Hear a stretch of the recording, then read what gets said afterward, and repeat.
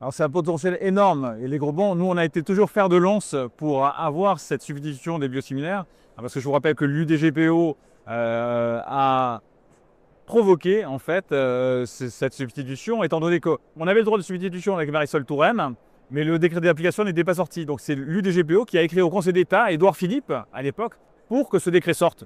Et il s'est trouvé qu'en fait, on a abrogé ce droit de substitution à cause de ça. Et donc, on s'est battu pour l'avoir. Et donc, maintenant, petit à petit, on a récupéré 2 groupes biosimilaires, puis 9, puis 12.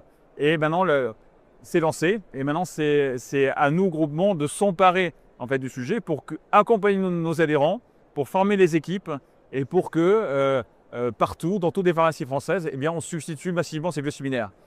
Les biosimilaires par rapport aux génériques, c'est quand même très différent.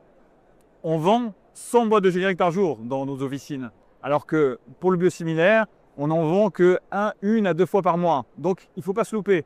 Et c'est pour ça qu'il faut que toute l'équipe officinale soit vraiment mobilisée et de la préparatrice jusqu'au titulaire, eh bien, tout le monde soit focusé sur cette substitution qui sera vraiment le relais économique de la profession.